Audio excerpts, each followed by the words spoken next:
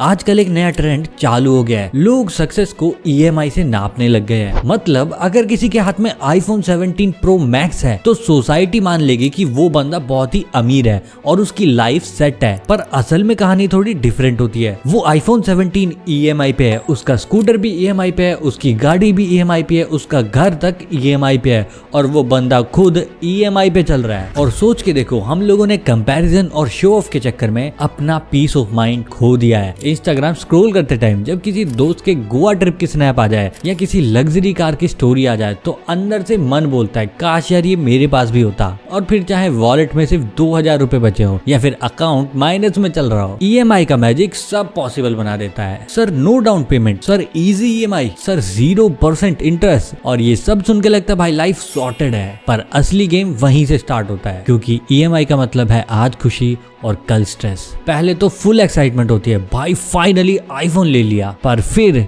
अगले महीने में मैसेज आता है your EMI of 6499 has been deducted. और भाई तब जाके रियलाइजेशन होता है ये तो परमानेंट रिश्ता बन गया है। और ये मैसेज हर महीने याद दिलाता है भाई तू सच में रिच नहीं है, बस तू ईएमआई पे रिच लगता है। तो आज हम बात करने वाले हैं ऐसे रियल इंसिडेंट की जहां लोगों ने स्टेटस के चक्कर में अपनी लाइफ ईएमआई के हवाले कर दी। और ऐसी कहानियां हर गली, हर ऑफिस और इंस्टाग्राम फीड में मिल जाती हैं। तो आइए कुछ रियल बेस्ड इंसिडेंट देखते हैं। और ये इंसिडेंट है दिल्ली का। दिल्ली में एक आदमी ने अपने दोस्त को ही किडनैप किया क्योंकि वो खुद ईएमआई अफोर्ड नहीं कर पा रहा था, जिसके लिए motorcycle EMI default reportedly issue था। और ये एक्सट्रीम चीज दिखाती है कि फाइनेंशियल स्ट्रेस का सोशल और क्रिमिनल फॉल आउट क्या हो सकता है। और अगला इंसिडेंट है खुद शाहरुख खान और जूही चावला की गॉसिप स्टोरी का। एक फेमस इंसिडेंट था जहाँ जूही चावला ने बताया कि शाहरुख खान के पास एक ब्लैक जिप्सी थी जो कुछ टाइम के लिए ईएमआई न भरने की वजह से वापस ले ली गई थी। तो इसका सीधा पॉइंट है इवन बिग ड्रीम्स और स्ट्रगल का कनेक्शन कभी कभी ईएमआई से भी होता है, पर इन बड़े लोगों का लॉन्ग टर्म पर्सपेक्टिव हमसे अलग हो सकता है। ये कहानी है गुजरात की। अहमदाबाद में एक फैमिली थी, माँ बाप और 3 बच्चे। वो तीनों मारे गए और रिलेटिव्स का कहना है उन पर फाइनेंशियल प्रेशर था। उन्होंने देखा था कि फादर ऑटो रिक्शा पे लोन ले चुके थे। वैसे पुलिस ने इन्वेस्टिगेशन की लेकिन रिलेटिव्स ने फाइनेंशियल प्रेशर को ही पॉसिबल करार दिया। और अगला इंसिडेंट है असम का। 2020 में असम का एक नॉर्मल सा फैमिली, निर्मल पॉल और उसका परिवार 5 लोग मारे गए। और पुलिस ने बताया कि फैमिली डेप्ट और ईएमआई बहुत बढ़ चुकी थी और वो चुका भी नहीं पा रहे थे। और उसकी वजह से प्रेशर इतना बढ़ गया कि उन्होंने ये कदम उठाया। और अगला इंसिडेंट है स्कैम और फ्रॉड का। और ये इंसिडेंट बताता है कि ईएमआई का क्रेज एक्सप्लॉइट भी होता है। दिल्ली में एक गैंग ने फेक वेबसाइट बनाई और लोगों से 1999 और 7999 तक रुपए लिए और फोन डिलीवर नहीं किए और ओवर 25,000 लोग इससे अफेक्टेड भी हुए। और ये चीज दिखाता है कि जब लोगों में डेस्परेशन बहुत ज्यादा हो और डिमांड भी ज्यादा हो तो ऐसे स्कैमर्स की एंट्री हो जाती है। तो अगला इंसिडेंट है एयर इंडिया पायलट्स का। और ये एक अलग ही एंगल है। और कई बार सैलरी डिले से भी ईएमआई प्रॉब्लम हो जाती है। और एक बार एयर इंडिया पायलट्स की यूनियन ने कहा था डिलेज की वजह से पायलट्स ईएमआई डिफॉल्ट कर रहे थे। मतलब ईएमआई प्रॉब्लम सिर्फ बिलो पॉवर्टी लाइन लोगों को नहीं होती, वर्किंग प्रोफेशनल्स भी इससे इफेक्ट होते हैं। पर सोच के देखो, जब ईएमआई से इतनी दिक्कत होती है तो बैंक और कंपनीज ईएमआई पुश क्यों करती है? इसका सिंपल रीजन है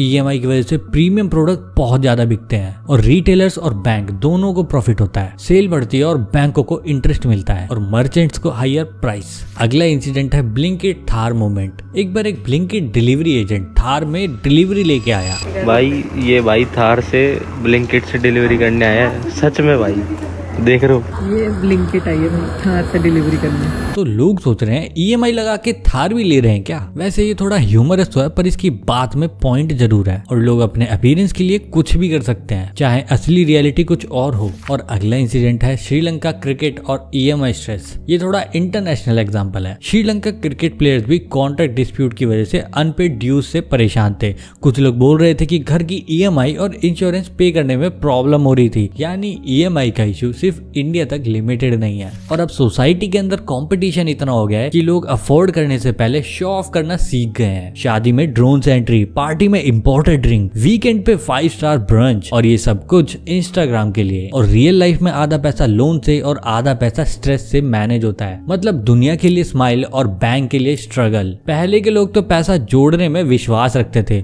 और आज के उड़ाने में विश्वास रखते हैं, क्योंकि इस सोशल मीडिया ने हमें एक इनविजिबल रेस में डाल दिया है। है, सबसे स्टाइलिश कौन, सबसे ब्रांडेड कौन, सबसे एक्सपेंसिव लाइफस्टाइल किसकी है। लेकिन ये रेस कभी खत्म नहीं होती, बस EMI बढ़ती रहती है। और इसमें सबसे फनी पार्ट, हम खुद ही अपना ट्रैप डिजाइन करते हैं। और EMI का चक्कर एक बार स्टार्ट हो गया तो ये चेन रिएक्शन चल पड़ता है। Phone, bike, car, credit card, travel loan और फिर मेंटल लोन, मतलब स्ट्रेस इंटरेस्ट के साथ बढ़ता रहता है। और सच बोलो, किसी ने पूछा कि भाई तू खुश है, सब यही पूछते भाई कितने कमा लेता है, ये कार कौन सी है, आईफोन है क्या, कितने का लिया। और इसी माइंडसेट ने हमारी खुशियां दूर कर दी हैं। हम अपने पैसों के मालिक नहीं है, EMI के गुलाम बन गए, जहां लोगों ने अपना स्टेटस के चक्कर में अपनी लाइफ EMI के हवाले कर दी। देखो, EMI कोई खुद विलन नहीं है। प्रॉब्लम तब होती है जब EMI का यूज हम शो ऑफ करने के लिए करते हैं, ना कि नीड फुलफिल करने के लिए। और कुछ लोग ऐसे भी हैं जो EMI का यूज बहुत स्मार्टली करते हैं, बिना स्ट्रेस के और बिना शो ऑफ के।